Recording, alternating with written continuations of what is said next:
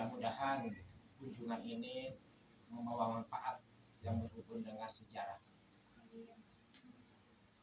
Dimana sebelum saya menyampaikan secara panjang lebar, mungkin nanti pengembangan arahnya dari pertanyaan-pertanyaan yang memang belum jelas. Persilakan. Yang pertama, saya perkenalkan, saya ada Pak Dadang, mewakili para pengurus Dewan Keluarga Masjid Jami Al-Athiqiyah. Sebelum mengarah kepada museum, maka sedikit banyak saya menerangkan tentang keberadaan Masjid Jami Al-Athiqiyah ini yang berhubungan dengan sejarah. Bahwa Masjid Jami Al-Athiqiyah ini konon menurut orang tua dulunya bukan Masjid Jami Al-Athiqiyah, tapi bisa dikatakan hanya masjid kaum yang mengacu kepada kampung, yaitu Karadena kaum yang dulu kaum pada kaum. Nah, seiring dengan perjalanan waktu, pada tahun 78 itu dimulailah masjid ini beri nama, yaitu Al-Athiqiyah, yang mengandung arti antik kuno. Masjid ini konon didirikan oleh Mbah Raden Sepe'i bin Raden Nasib bin Pangeran Sangiang bin Senopati Inggalaga Banten bin Raden Tembung Utama bin Sangiang Agung bin Sangiang Mandura bin Prabu Lembu Gading bin Prabu Putih Umum bin Muding Sari Alit bin Sari bin Prabu Siliwangi dari Isti Bekasi. Itu berdasarkan silsilah yang diketemukan beberapa tahun yang lalu, berdasarkan catatan orang tua kami yang ditulis pada tahun 1800-an. Jadi dulu sih memang sebelum ketemuan buku ini itu masih dikatakan bias ya, Pak Ustaz. Mbah Raden ini kemana arahnya, nasabnya kemana. Ternyata alhamdulillah sejak dibukanya museum ini pada akhirnya diketemukan tanpa sengaja di lemari-lemari tua warga di sini ketika membersihkan lemari tersebut. Ternyata di sini diterangkan dengan jelas sejarah nasabnya Mbah Raden Sepe'i, termasuk warga sekitar sini. Ada di buku ini, kebetulan nih buku tadinya ada 5 dipinjam oleh teman. Nah ini kedua, ada 3. Jadi di sini tertulis tahun 1946. Kalau mengacu kepada warna buku ini lebih tua. Ya, berbeda-beda nih 3 ini masanya. Nah, di sini tidak tertulis. Di sini tidak tertulis tahun 1900, berarti ini sebelum 1900 menurut analisa para sejarawan. Nah, berdasarkan buku ini alhamdulillah nasab Mbah Raden Sepe'i, intinya beliau adalah keturunan dari Pajajaran, Cirebon, dan Banten. Karena ketika unsur itu tidak dipisahkan. Kalau keturunan Pajajaran pasti Banten, keturunan Banten pasti Pajajaran atau Cirebon. Karena dulunya itu ada pernikahan silang itu antara keturunan. Nah, kemudian masjid ini dari keasliannya sudah tidak ada, karena ini sudah dipugar pada saat ini ada kelima. Sudah kelima nih. Dulu awalnya ini ya seperti musola kecil sekitar 7 kali 7 meter, cuman ada perluasan pada akhirnya seperti sekarang ini. Bahkan sejarah Depok, buku sejarah Depok menerangkan bahwa Masjid Jami Al-Athiqiyah ini jadi memang ini sudah diakui oleh keseluruhan sampai Depok bahwa ini masjid kedua dibangun 1580. Itu menurut para sejarawan Depok. Ya mungkin saja karena cerita orang tua dulu pun sebelum di sini masjid ini hanya di sisi Kali Ciliwung. Itu. Tapi di sini warga di sini mengacunya kepada masjid yang di sini. Sesuai dengan yang disampaikan yaitu 1667. Berarti masuk abad ke-17 oleh Mbah Raden Sepe'i. Itu sekelumit tentang sejarah berdirinya Masjid Karadenan. Kemudian kita mengacu kepada Museum Keris Karadenan ini. Jadi Museum Kris ini didirikan pada tanggal 1 November 2015. Kenapa harus didirikan? Karena dalam rangka untuk memelihara, melestarikan peninggalan sejarah leluhur dari Kepunahan. Karena koleksi yang ada di sini ini bisa dikatakan setengahnya pun tidak ketika dibandingkan waktu Bapak masih kecil lah ya Ustaz. Masih kecil itu mengalami ketika pusaka itu sebegitu jumlahnya banyak, tapi semakin tahu semakin berkurang.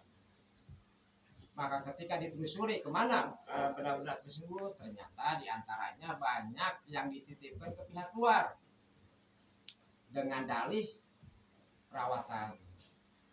Karena ya memang kita maklumi, mungkin generasi-generasi semakin berkurang untuk mempertahankan peninggalan tersebut. Oleh karenanya dengan adanya ini saya merasa gembira, generasi-generasi ini tertarik dengan sejarah. Ya artinya siapa lagi kalau bukan kita yang akan mempertahankan tradisi tersebut dan sejarah tersebut. Nah berdasarkan tersebut pada akhirnya disepakatilah oleh Ketua DKM waktu itu Pak Haji Subirja dengan seluruh masyarakat yang digagas oleh saya untuk memelihara dari Kepunahan di museum ini ya, tanggal 1 Oktober. Nah sedangkan koleksi museum yang pusat yang ada di sini ini adalah asli 80% peninggalan para leluhur dari warga Karantina yang diterima secara estafet, secara turun-temurun. Ini ada yang dari zaman Pajajaran, ada yang dari zaman Sunda Galuh, ada juga dari zaman Tarumanegara. Nanti persatu saya terangkan yang mana yang ini. Nah itu dulu sebelum museum kan tersimpan di masing-masing pemiliknya. Itu dikumpulkan di masjid di saat pelaksanaan Maulid Nabi besar tanggal 12 Maulid. Karena di situ ada acara jamasan atau warangan, yaitu sejenis untuk membersihkan pusaka tersebut dari kadar karat. Nah, setelah selesai baru dibawa lagi ke masing-masing. Nah sekarang ini alhamdulillah 80% sudah ada di museum ini. Jadi ini adalah peninggalan asli para leluhur warga Karadenan, khususnya warga Karadenan. Ditambah 20% dari pihak luar. Karena kita tujuannya untuk melestarikan di mana orang-orang yang di luar Karadenan punya suatu pusaka dari para leluhurnya dipersilahkan untuk dihibahkan ke museum ini, berarti sudah milik museum. Kemudian jenis-jenis yang ada pusaka yang di museum ini antaranya itu ada tombak, ada kendi, ada juga kujang, ada golok button, terus ada keris look, keris lurus, juga ada badik dan sebagainya. Nanti insya Allah dari pertanyaan-pertanyaan saya akan tunjuk satu persatu. Jadi ini kami terima hal tersebut secara lisan karena tidak ada secara tertulis. Jadi siapa kalau orang tua, oh ini kesini zaman anu, konon beliau pun dari orang tua jadi turun-temurun sebuah cerita. Nah itu hanya gambaran dari sebuah museum ini. Untuk selanjutnya dipersilakan untuk menjawab pertanyaan-pertanyaan yang mungkin insya Allah sesuai dengan pengetahuan saya tahu saya jawab. Tapi kalau di luar ini ya Allah alam.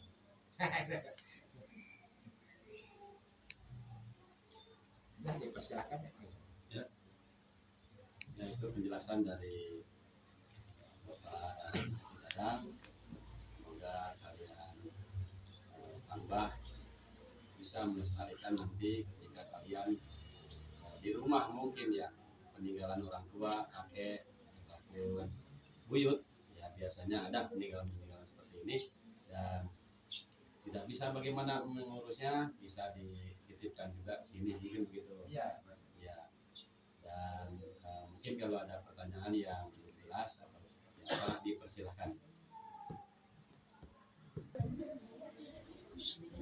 ini salah satu pusaka koleksi yang ada di Museum Karenan ini. Ini yang disebut kudi. Nah, kudi ini menurut para orang tua yaitu zaman Tarumanegara atau sekitar abad ke-7, yaitu sekitar 600 Masehi. Ini kudi. Jadi kudi ini dulunya ini ada sebagai alat pertanian, sebagai alat untuk seseorang ketika menebang pohon atau apa, makanya bentuknya seperti ini. Ini tajam, ini tidak. Karena ini, kenapa ini? Karena ini termakan usia, berkarat. Makanya setiap setahun sekali itu diadakan jamasan, yaitu untuk menghilangkan kadar karat. Soalnya kalau dibiarkan akan semakin keropos. Ini ada cikal bakalnya di kudi. Kujang ini sekitar tahun 1585-an, zaman Pajajaran. Kudi ini zaman Tarumanegara. Jadi berbeda jauh ratusan tahun. Ya. Kalau ini adalah simbol sebuah kejayaan masa Pajajaran. Sedangkan ini kudi ini ada alat pertanian, maksudnya. Nah ini bisa dikatakan senjata koleksi museum sebagai maskot. Yang alhamdulillah juga perlu disampaikan bahwa museum ini sudah menjadi ikon Karadenan. Sudah menjadi ikon Karadenan, bahkan insya Allah oleh pihak Disputpar sedang diurus untuk jaga budayanya. Oleh karena itu saya minta doanya kita semua agar hal tersebut cepat terwujud. Nah, dari museum ini yang saya tahu di Jawa Barat ini, yaitu di Cirebon, ada sebuah museum keris juga berdampingan dengan masjid. Jadi ini berdampingan dengan masjid ya, karena beda-beda bangunan ya. Terus di Demak juga ada, terus di Sukabumi juga ada. Alhamdulillah di Kabupaten Bogor museum keris ini yang paling banyak aja di sini. Museum Keris Karadenan. Nah, yaitu artinya secara sejarahnya warga di sini berwarisi, masing-masing kepala keluarga minimal satu itu punya, bahkan belum itu masih ada yang sampai segini 20, 10 gitu. Nah inilah bukti bahwa kita khususnya Karadenan ini mempunyai sejarah. Nah, ini antaranya kudi dan kujang.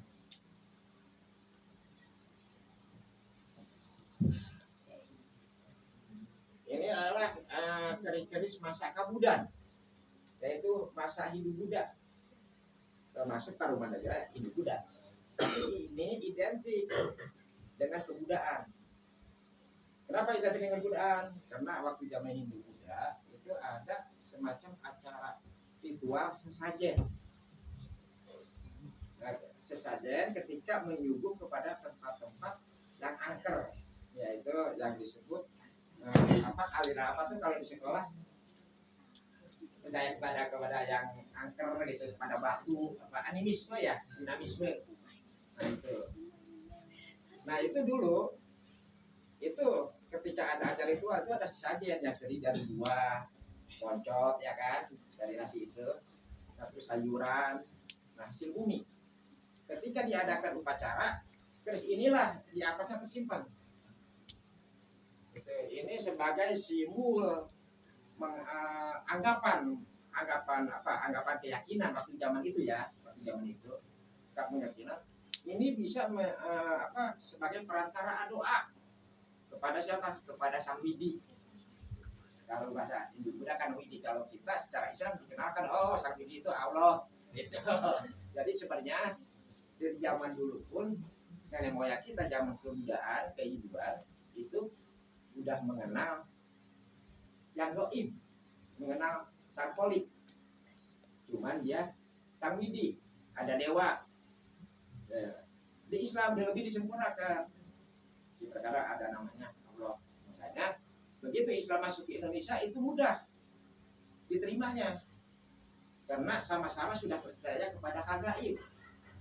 Untuk beda lagi ketika turunnya Nabi Muhammad di Mekah itu terjadi kontroversi, kontradiktif keyakinan karena mereka menyembahnya ada sebuah patung. Tapi kalau di Indonesia sudah percaya kepada gaib, makanya mudah.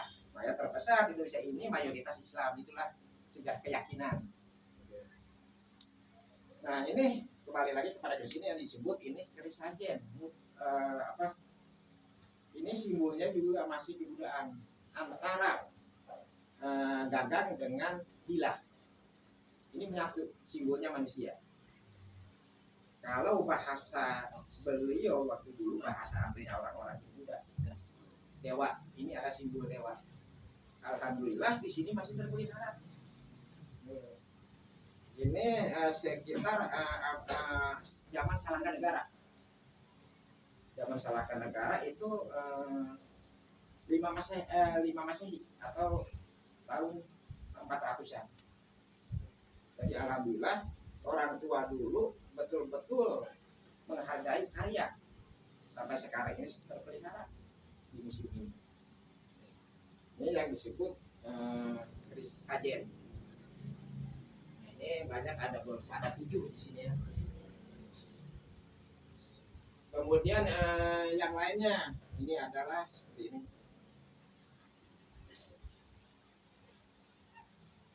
Ini adalah golok Banten. Ini masuk zaman perjuangan. Golok Banten ketika itu masuk di era-era penjajahan. Jadi ini udah masuk ke tahun 1800 mendekati 1900. Ini golok Banten. Kemudian di sini juga ini contohnya emang kebanyakan ini keris bergaya Mataram ya. Mataram ini tadi diikat ya, di antaranya ini ada yang loop, ada yang lurus. Ini adalah keris Mataram, itu bisa diin dari gagang. Itu. Tapi gagang tersebut juga tidak bisa dipastikan keasliannya. Karena kalau gagang itu terkadang keropos diganti. Tapi yang jelasnya kan hilang. Nah ini zaman Mataram Islam. Makanya mengacunya ketika keris itu dibuat zaman Mataram Islam, rata-rata itu lurus, mengarah kepada keesaan beralasan. Jadi simbol yang berhubungan dengan keyakinan, banyaknya lurus. Nah keris-keris ini dulu tetap digunakan untuk peperangan.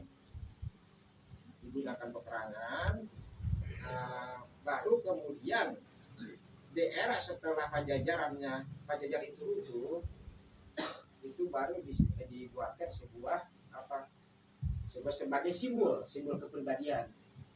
Jadi sudah masuk ke era benda bersejarah setelah Pajajaran runtuh.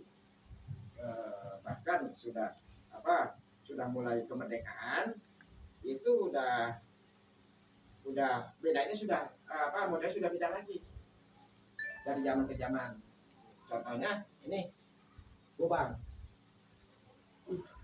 ini atau disebut golok panjang. Nah golok panjang ini juga ini perkiraan abad ke-18 mendekati ke-19. 1800 akhir mendekati 19. Nah ini udah hampir mendekati zaman VOC. Zaman VOC. Nah kalau yang ini yang tadi itu zaman kerajaan. Terus yang keris yang tadi saya terangkan itu zaman Mataram Islam. Nah di antara ini adalah gobang, golok panjang. Pada zaman saat ini juga banyak masih pembuat buku itu membuat keris, tapi berbeda dari segi motif. Nah disinilah artinya perbedaan pembuat buku zaman dulu dengan zaman sekarang. Walaupun dulu itu artinya bukan zaman teknologi, tapi karya seninya itu luar biasa. Bahkan menurut orang-orang yang pernah dengar, pembuatan keris dulu itu orang yang sakti konon katanya, walau alam ya. Sampai katanya Ya Pak Ustadz ya mungkin dengan ya seperti itu. Nah, itu diantaranya. Kemudian juga di sini ada badik. Nah badik ini banyaknya yaitu dari luar Karadenan yang menghibahkan ke museum Karadenan. Badik ini adalah senjata khasnya Sulawesi. Sulawesi. Jadi yang Sulawesi ini banyaknya ini ya kudi, sebenarnya juga termasuk kudi. Jadi kudi ini juga ada dua macam, ada kudi Banyumas, ada kudi Pasundan. Itu yaitu yang berhubungan dengan Jawa Barat. Kemudian di sini juga ada gong. Gong itu dan perlengkapan gamelan. Nah ini pemilik terakhirnya itu secara turun-temurun sama seperti keris, secara turun-temurun, yaitu asli warga Muara Beres yang sekarang Sukahati. Nah, gong ini sekitar 1800-an. Konon menurut penyampaian para pemilik akhir ke pengurus museum.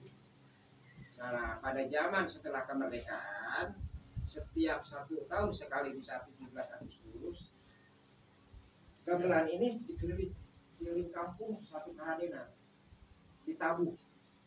Nah, menurut beliau terakhirnya itu 1960-an terakhir dimainkan.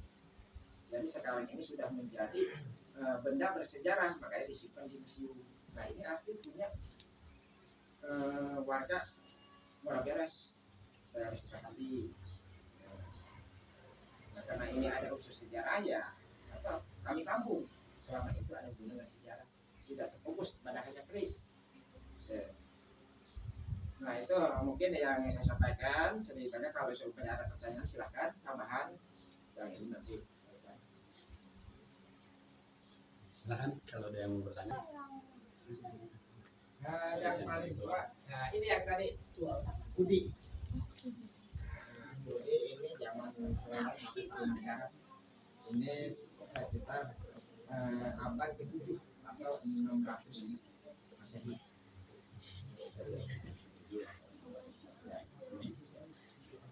Ini Budi dilaksanakan dan masih berjalan di sekitar Karadenan kaum ini. Alhamdulillah diantaranya yaitu yang pertama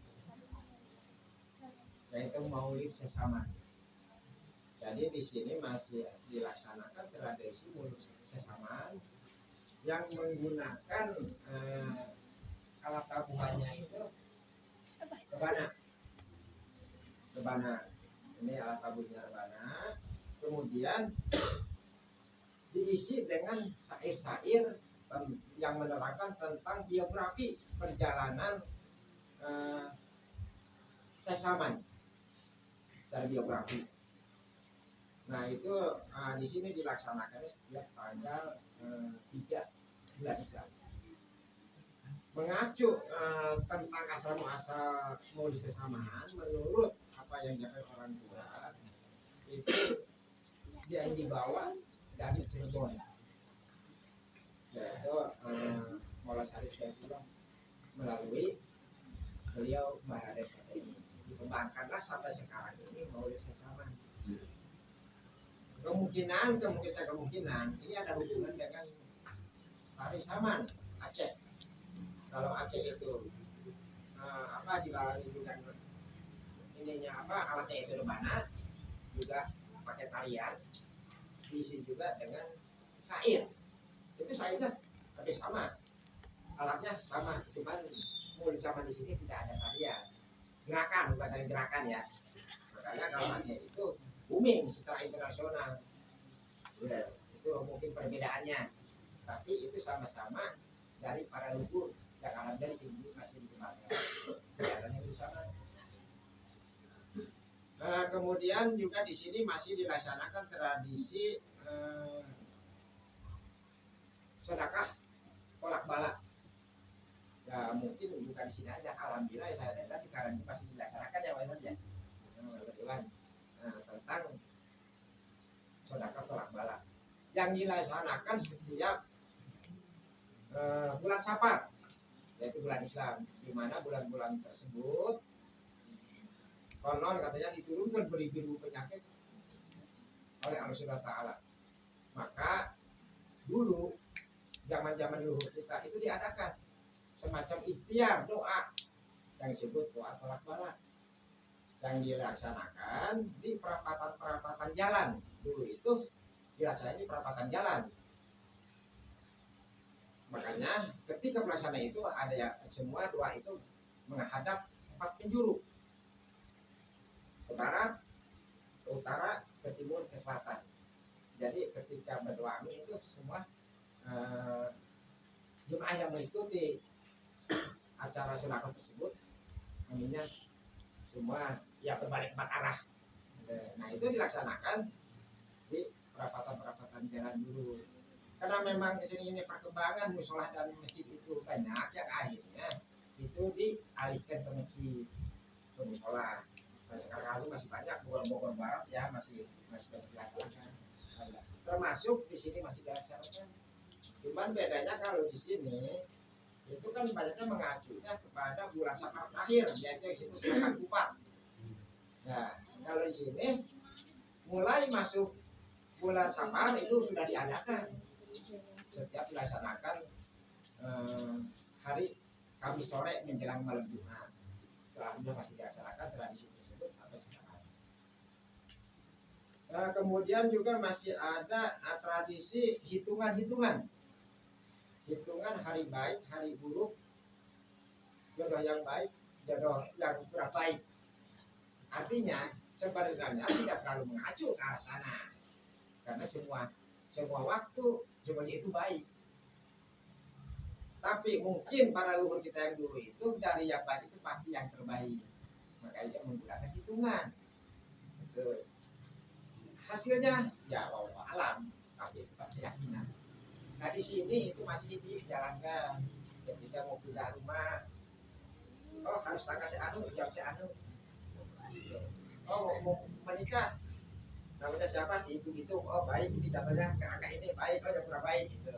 Tapi tetap kan hitungan itu tidak menjadi patokan ketika kurang baik itu bisa dikatakan ya udah tidak jadi nggak baik seperti itu.